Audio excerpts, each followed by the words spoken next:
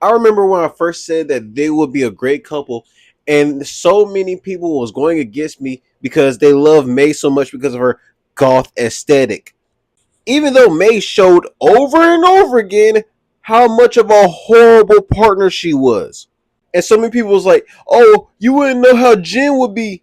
Oh, that was one episode. Who knows how her personality will be afterwards? Who knows blah blah blah." But guess what? City of Echoes, the book that recently dropped, it gave us a story from Jen's perspective on what happened with her and Ba Sing Se. And it turns out Jen is a freaking angel. You thought she was an angel before? Oh my lord. Like, I'm about to fill y'all in on what happened to her leading up to this moment, but her life leading up to this moment, she shouldn't be so smiley and bubbly. It gives like the dog from Puss in Boots, The Last Witch, where you're like, why is he so happy? Honestly, y'all might want to sit back a little bit while I tell y'all the story of Jen, because it might make your eyes water. Okay, so her story starts with her being born into a humble village, and turns out she had, both her parents, and her mother actually was an earthbender, ironically. And both her parents were killed by Fire Nation soldiers. Yeah.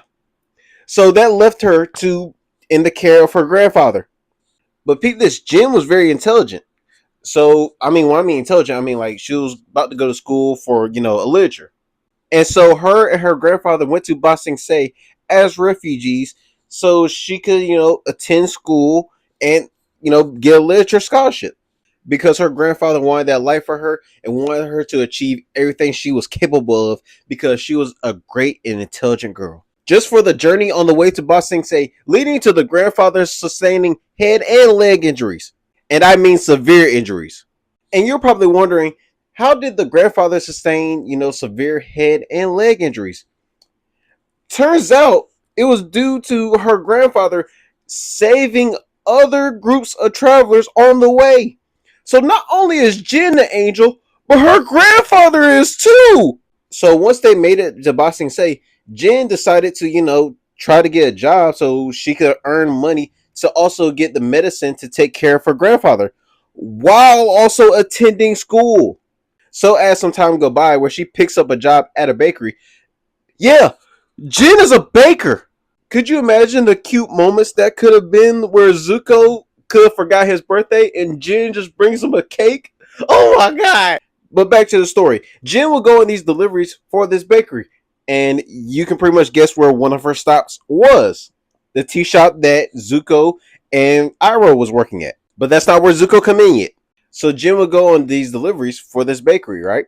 And one day after work, she decides to go pick up the medicine that she usually does for her grandfather, right? And when she gets to the store about to pay for the medicine, turns out she lost a good amount of the money for the medicine on the way to the store. And then she offered to pay the debt. Like she genuinely offered to pay the debt in the future. And the store clerk was like, I don't know. So that store clerk turned Jen away because she didn't have enough money. But the owner of the store, the actual doctor came out and said, "Oh, I know Jen is a loyal and abiding customer, so I know that she'll be able to pay me back. Here, go ahead and take the medicine for your poor, sick, bedridden grandfather." Like, come on, look at this angel. How can you say no and turn her away? A beggar girl that's a student that's taking care of her sick father. I mean, grandfather, but y'all know what I mean. Okay, so then later on that night, after she gets the medicine for her grandfather, somebody from not somebody, it's the person that works for her at the bakery, knocks on her door, and they talk to each other about hopes and stuff, like hope, because there are some rumors that are going around saying that the Avatar is in Ba Sing Se, and they're getting hope for a better future.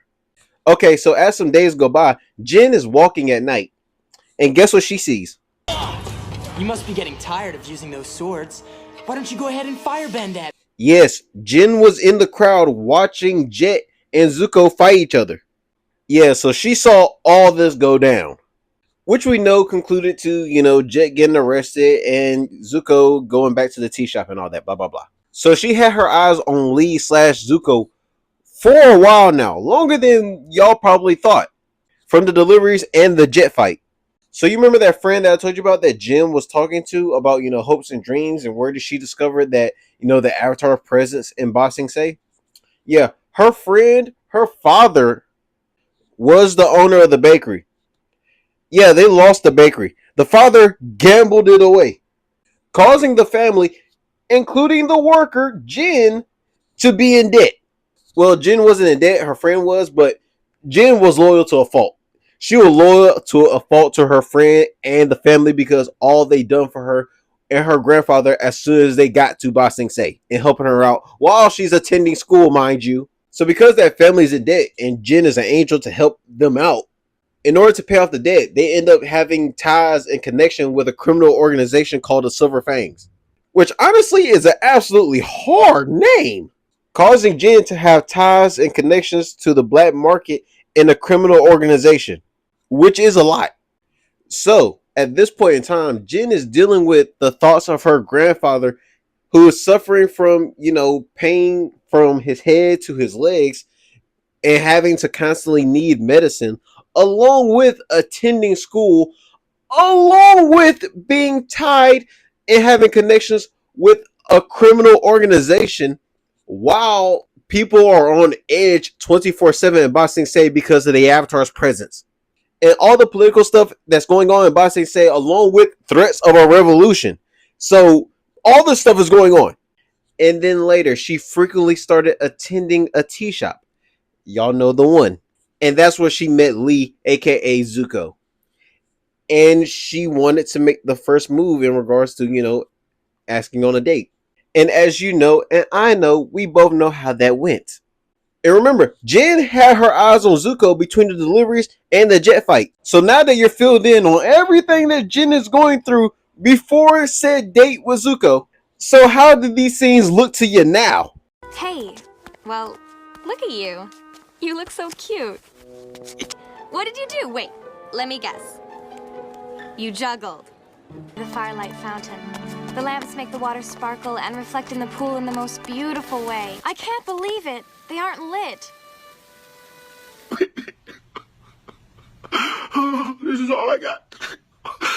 After her parents being killed, along with taking care of her sick grandfather that has sustained severe injuries while attending school and paying off a debt to a criminal organization. She just wants one night, just like Zuko, one night to feel normal. Now you can look. Oh, wow. What happened? How did they light? What did you...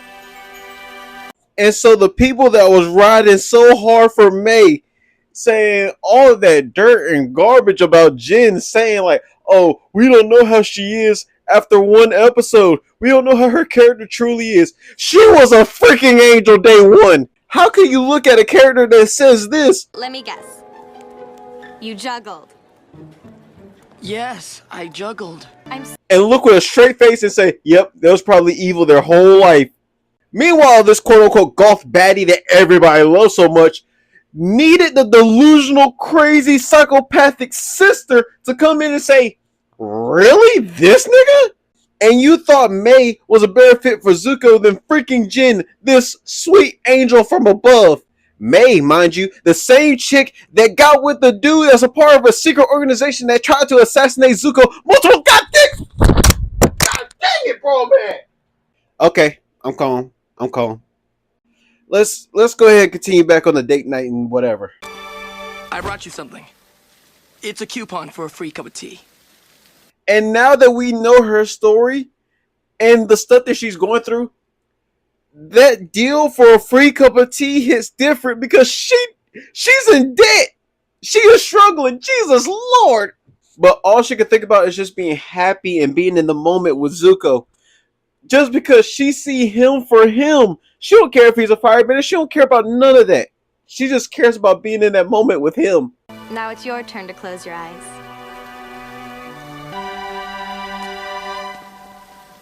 And then that was the end of Zuko and Jin, and y'all know the rest that happened with Zuko.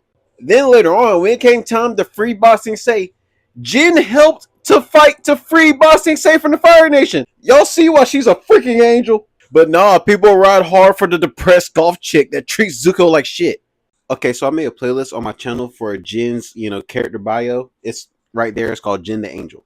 But real quick, I want to show you that I have proof. There are comments where people are defending Mei, where she is clearly not a good person in regards to being in a relationship with Zuko. How they be like, oh, it was one episode. Zuko wasn't being himself. So when he was with Mei, he was always being himself. Like, let's be real and honest for a second. Who is Zuko? You seen the series? I seen the series. This person seen the series. Who is Zuko? Is Zuko this angry, gloomy kid at his core that gets angry and lashes out? Because, I mean, that's what Mei brings out of him, so that must be him, right? Or maybe Zuko at his core is actually a good, just awkward kid. Hello, Zuko here. I don't care what everyone else says about you. You're pretty smart. I mean, it's not like Jin made him loosen up and made him smile and put his mind at ease. You're right. At Zuko's core, he's just angry and gloomy. Okay. So I know I talked about Jin enough, right? So remember when I mentioned that, she helped fight back when, Iroh and them came back to Ba Sing Se during the comet? Imagine her helping fight off the Fire Nation during Sozin's comet, and she is looking over and see Iroh doing this.